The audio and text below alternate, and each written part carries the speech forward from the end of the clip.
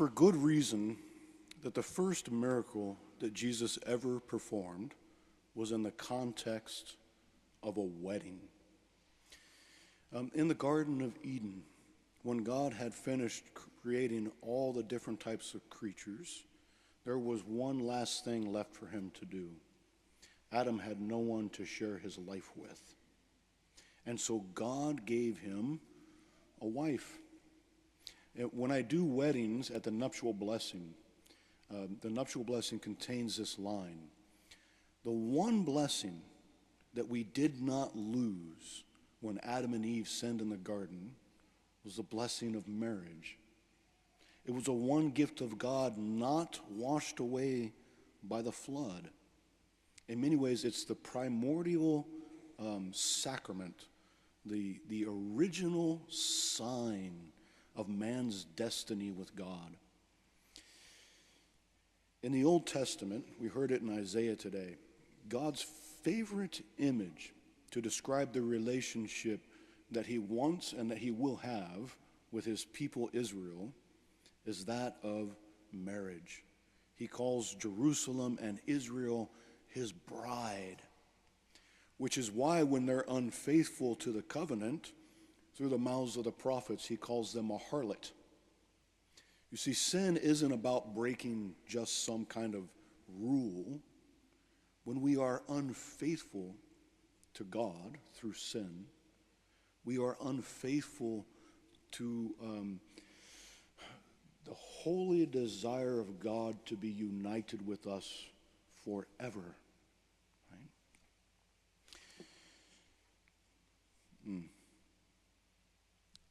In our world today, we've completely undone what the meaning of marriage is. We've reduced it to something that isn't extraordinary at all.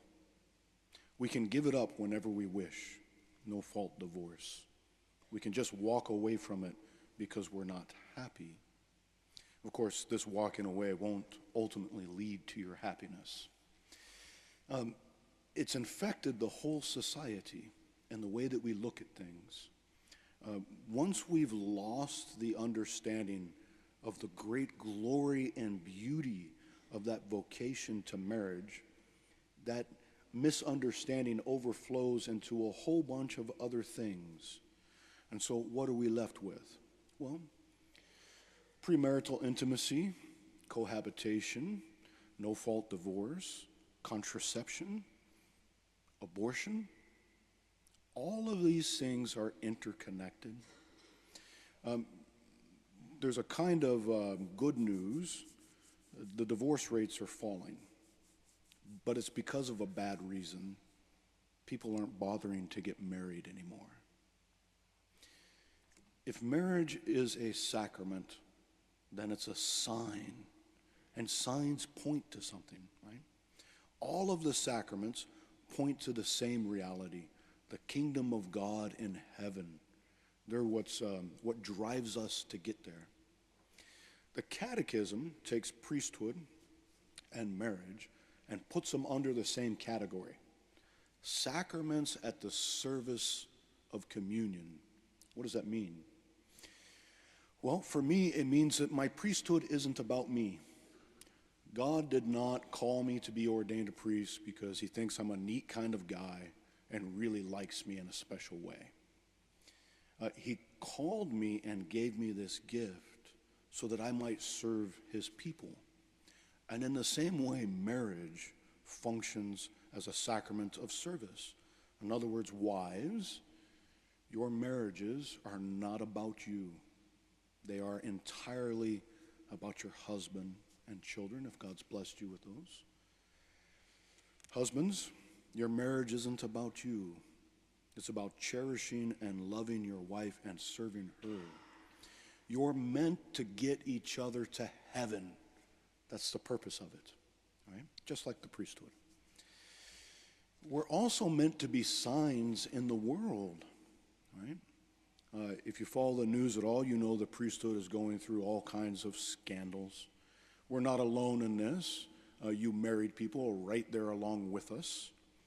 When we don't live our vocations well, instead of being a sign that points to heaven, we become a reason to give ridicule to the gospel. Right? We're meant to be a light to the nations, to the whole world, to live these holy vocations that we have and help the whole world get to heaven.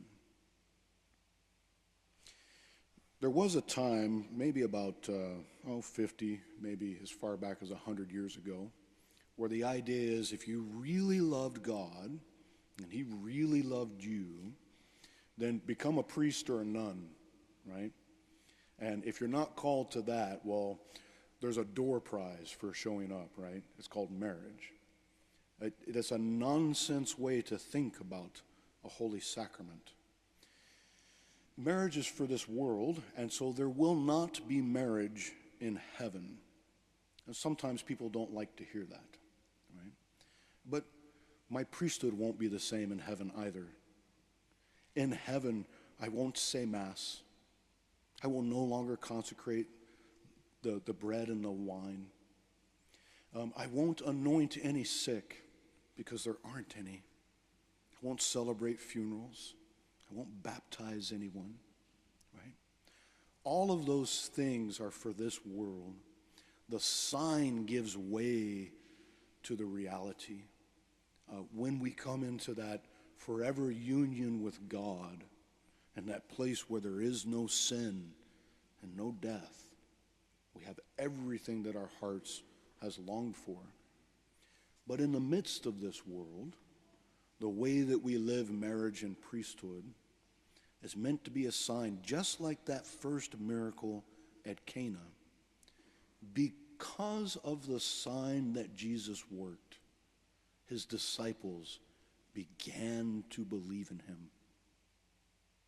If you and I lived our holy vocations as signs before the world of the Christ that we proclaim to have discovered and to love, others will begin to believe in him through us.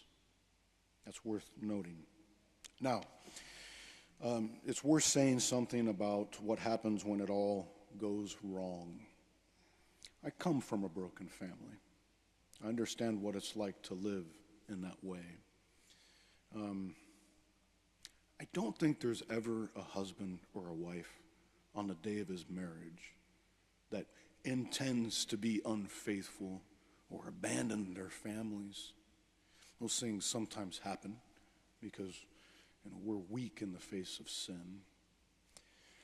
But we've begun to say in our society things like, well, if you're unhappy, leave and find your happiness. Better for your children if you go find your happiness. What utter nonsense. Children, in every home, even good ones, there's always tensions. You can't entirely alleviate that. And children have a right to live and grow up with their father and their mother. It's not just an injustice against marriage or the sign value to the world. It is a sin against children, right? So, this is what I ask of you.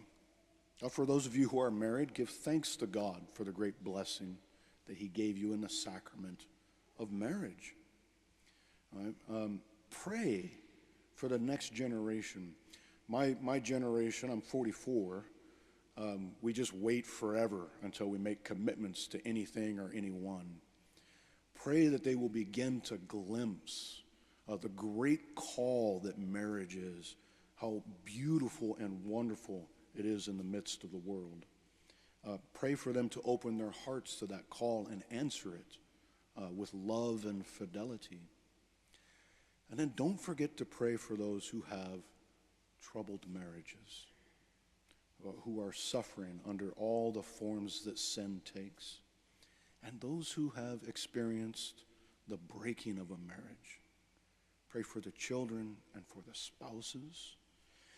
We may never see those entirely healed this side of heaven, But if we keep praying for them, if they never leave our hearts, they have something to look forward on the other side of heaven, where everything is made perfect. If we live this well, if we do this right, we become signs of the love of Christ in the world. And other people will want to discover him if our discovery of him has meant something in our lives.